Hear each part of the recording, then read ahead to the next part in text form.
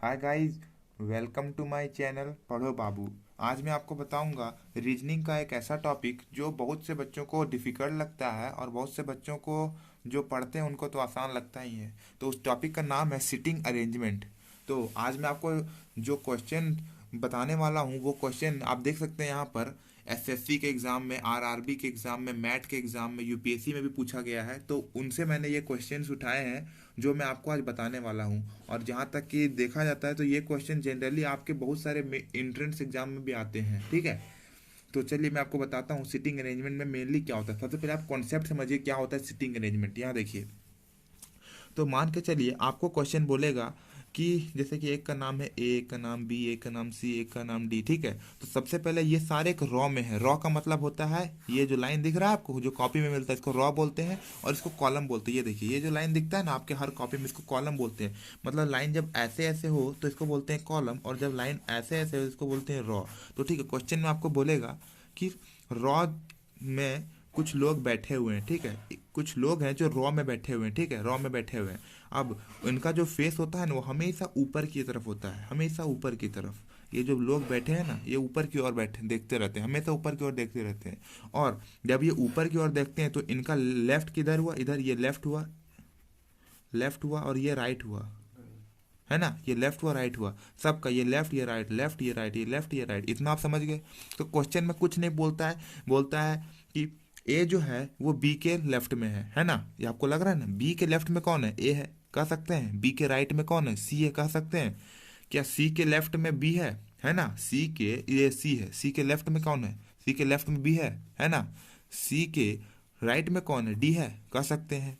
क्या डी के लेफ्ट में कोई है, सी है। क्या डी के राइट में कोई है, कोई नहीं है ना। तो आप ये समझ गए कि क्या होता है, कैसे होता है, कौन किधर देखता है। तो हमेशा ये लोग ऊपर देखते रहते हैं और इनके जो लेफ्ट लेफ्ट साइड है वो इधर रहता है और लेफ्ट राइट हमेशा इधर रहता है, ठीक है।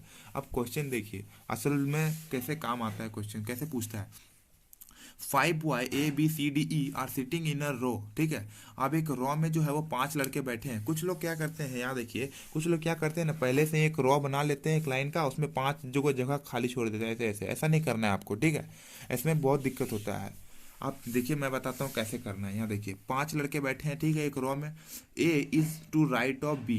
ए कहाँ पर है, बी के राइट में। तो ए मान के चलिए बी यहाँ पर है, तो बी के राइट में, बी का राइट किधर हुआ, इधर हुआ, है ना। बी का राइट किधर हुआ, इधर। कौन बैठा है यहाँ पर, ए, है ना। यहाँ देखिए मैंने बताया ना आपको कि राइट का मतलब होता है इस साइड, लेफ्ट का मतलब होता है इस साइड। तो बी के राइट में कौन बैठा है, ए, यहाँ देखिए, ठीक है। बी के राइट में कौन है, A. And E is to the left of B. E कहाँ पर है, बी के लेफ्ट में। यहाँ देखिए बी का लेफ्ट में कौन है, ई, है ना, है कि नहीं। अब यहाँ देखिए, but to the right of C, लेकिन सी के राइट में है। कौन सी के राइट में है, ई। ई कहाँ पर है, सी के राइट में और बी के लेफ्ट में। तो बी के लेफ्ट में तो मैंने ई दिखा दिया। अब यहाँ पर बोल रहा है कि सी के राइट में, यानी कि सी का राइट किधर हुआ, इस साइड। ये हो गया क्वेश्चन। देखिए अब बोलता है A is to the left of D. A कहाँ पर है, डी के लेफ्ट में। अब देखिए ए कहाँ पर है, अगर यहाँ पर मैं डी रखूंगा तभी ना इसके लेफ्ट में ए होगा, है कि नहीं। अगर मैं डी यहाँ रख देता तो क्या इसके लेफ्ट में ए होता, नहीं होता, है ना। तो डी में यहाँ जाहिर सी बात है यहाँ पर रहेगी, ठीक है। तो डी के लेफ्ट में ए हुआ। अब क्वेश्चन क्या बोलता है, who is second from the left and. अब आप एक चीज और समझिए कि ये यहाँ पर देखिए ये कौन सा एंड हुआ, ये हुआ मेरा लेफ्ट एंड, है ना, लेफ्ट एंड हुआ, और ये हुआ मेरा राइट एंड, है कि नहीं, राइट एंड हुआ। अब क्वेश्चन क्या बोलता है कि बताइए लेफ्ट एंड से सेकंड कौन है। तो लेफ्ट एंड इधर हुआ, ये हुआ लेफ्ट एंड, है ना, ये लेफ्ट हुआ, इसके सेकंड में ये पहला हुआ फर्स्ट, और ये हुआ सेकंड, ठीक है। सो सेकंड में कौन है, ई। तो यहाँ देखिए, तो इसका आंसर होगा ई। तो आई होप गाइज आपको ये समझ में आया होगा।